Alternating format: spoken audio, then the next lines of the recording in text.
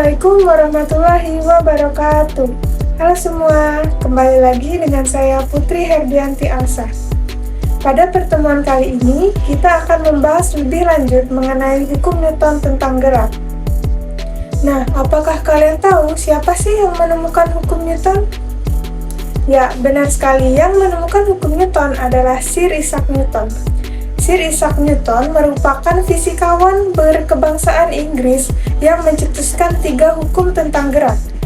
Ketiganya yaitu hukum pertama Newton, hukum kedua Newton, dan hukum ketiga Newton. Nah, pada video ini kita akan membahas ketiga hukum tersebut dan aplikasinya dalam kehidupan sehari-hari. Hukum pertama Newton. Hukum pertama Newton berbunyi, benda yang diam akan tetap diam, dan benda yang bergerak dengan kecepatan konstan akan tetap bergerak dengan kecepatan konstan apabila gaya total yang bekerja pada benda sama dengan 0. Hukum ini dapat dijelaskan oleh fenomena yang telah ditayangkan sebelumnya, yaitu ketika seseorang menaiki bus dengan kecepatan konstan dan bus tiba-tiba direm mendadak. Fenomena ini menggambarkan bahwa awalnya penumpang diam di dalam bus, namun karena adanya gaya rem yang melawan ke belakang menyebabkan resultan gaya tidak 0, sehingga penumpang terdorong ke depan karena berusaha mempertahankan kelembaman atau inersianya. Hukum kedua Newton.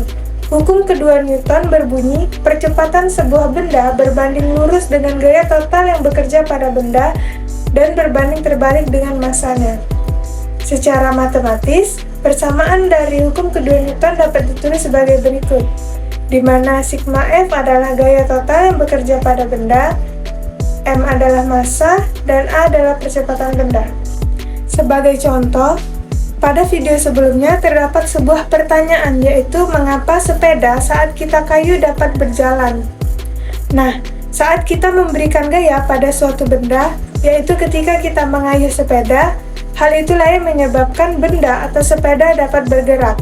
Semakin besar gaya yang diberikan, maka semakin besar pula percepatan yang dialami oleh benda. Percepatan dipengaruhi juga oleh massa benda.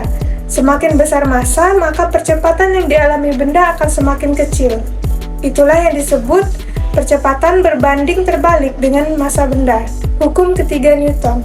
Hukum ketiga Newton berbunyi, setiap aksi menimbulkan reaksi. Jika suatu benda memberikan gaya pada benda yang lain, maka benda yang terkena gaya akan memberikan gaya yang besarnya sama dengan gaya yang diberikan oleh benda pertama, tetapi arahnya berlawanan. Hukum ini dapat dijelaskan pada peristiwa orang berenang, yaitu gaya aksi dari tangan ke air mengakibatkan gaya reaksi dari air ke tangan dengan besar gaya yang sama, tetapi arah gaya yang berlawanan. Hal itulah yang menyebabkan orang dapat terdorong ke depan walaupun tangannya mengayuh ke belakang. Karena massa air lebih besar dari massa orang, maka percepatan orang akan lebih besar daripada percepatan air. Hal itu juga yang menyebabkan orang dapat melaju ke depan. Materi selanjutnya adalah momentum dan impuls.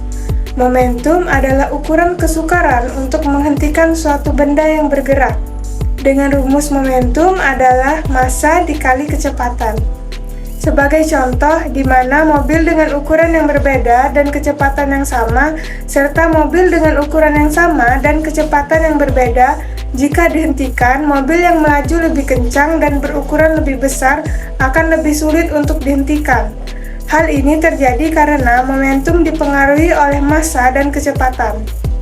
Selanjutnya adalah impuls, di mana impuls adalah perubahan momentum atau gaya yang mengubah suatu momentum, atau gaya impulsif, di mana impuls adalah gaya dikali perubahan waktu atau selang waktu.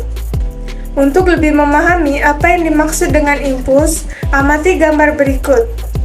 Dari gambar dapat dilihat terdapat beberapa anak yang sedang bermain bola, di mana ketika seorang anak menendang bola, akan terjadi sentuhan antara kaki dan bola selama beberapa waktu lamanya. Nah, hal tersebutlah yang dikatakan dengan impuls. Selanjutnya adalah hukum kekekalan momentum, yang berbunyi, jika tidak ada gaya luar yang bekerja pada sistem, maka momentum total saat sebelum sama dengan momentum total saat sesudah tumbukan. Nah, untuk lebih memahami pernyataan tadi, dapat kalian perhatikan animasi di samping. Yang terakhir adalah tumbukan, di mana tumbukan adalah suatu peristiwa ketika benda bertumbukan. Ada 3 jenis tumbukan. Yang pertama, tumbukan lenting sempurna. Yang kedua, tumbukan lenting sebagian. Dan yang ketiga, tumbukan tidak lenting sama sekali. Yang pertama, tumbukan lenting sempurna. Dua bola bisa mengalami tumbukan lenting sempurna bila tidak ada kehilangan energi kinetik ketika terjadi tumbukan. Energi kinetik sebelum dan sesudah tumbukan sama, demikian pula dengan momentum yang ada pada sistem. 2. Tumbukan lenting sebagian. Dua buah benda dikatakan mengalami tumbukan lenting sebagian apabila ada kehilangan energi kinetik setelah tumbukan. 3. Tumbukan tidak lenting sama sekali, di mana dua buah benda dikatakan mengalami tumbukan tidak lenting sama sekali jika setelah tumbukan kedua benda tersebut menjadi satu, dan setelah tumbukan kedua benda tersebut mengalami kecepatan yang sama. Momentum sebelum dan sesudah tumbukan juga bernilai sama. Saya rasa cukup untuk materi kita pada pertemuan kali ini. Saya akhiri. Wassalamualaikum warahmatullahi wabarakatuh.